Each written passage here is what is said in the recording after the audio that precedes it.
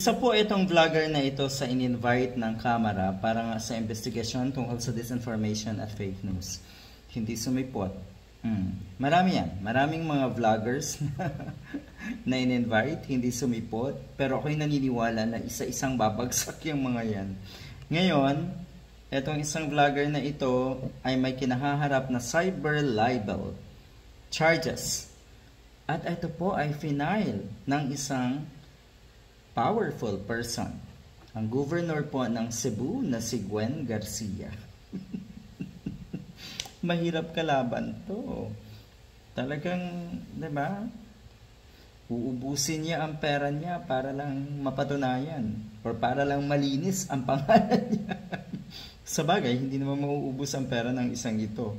Etong isang ito, etong DDS vlogger na ito, i-identify lang po natin as DDS vlogger.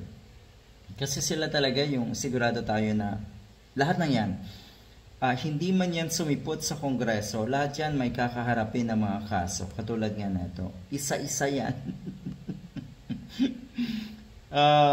Etong DDS vlogger was among those invited to attend the House TRICOM hearing, pero yun nga, sinadya na hindi umattend. This case demonstrates efforts to hold online personalities accountable for spreading malicious allegations. Yon.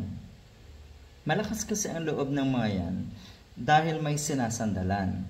Pero ngayon na pabagsak na yung pader na kanilang sinasandalan, hindi natin sigurado kung may mga sariling pundasyon na yung mga yan para tumayo sa mga sarili nilang paa at ipagpatuloy yung kanilang tapang-tapang. Baka hindi na, di ba?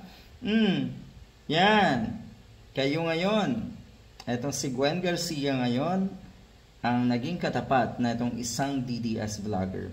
Bakit natin sinishare ito? Ang pinakamalaking problema kasi ngayon ay yung mga kababayan natin na kulang sa kaalaman at abilidad kung paano mag-discern alin ba ang tama at alin ba ang mali.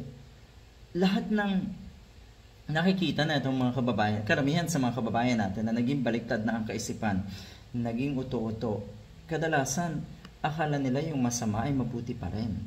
Ganyan kasi ang nakagawian.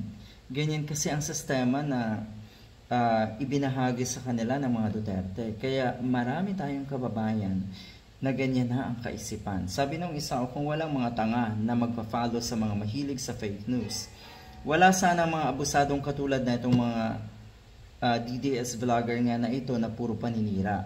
Kahit sino pa maupo sa gobyerno, mayroon talagang mga taong walang alam gawin kundi ang manira.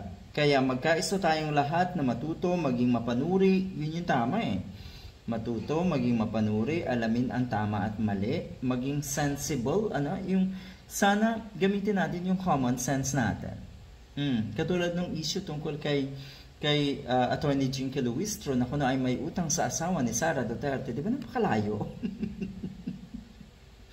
Maging mapanuri bago tayo magpapaniwala sa mga nakikita natin sa social media. Yun yung gusto kong ipunto. Tignan natin mabuti kung alin pa ba ang tama at kung alin ang mali. At kung yan ay mali at nanggaling sa isang tao na tinitingala at iniidolo mo, abay dapat magsalita ka na laban doon sa taong yon dahil hindi na maganda. O hindi maganda, napabayaan na lang. I-tolerate na lang yung kamalian na yon ng isang tao. Good luck!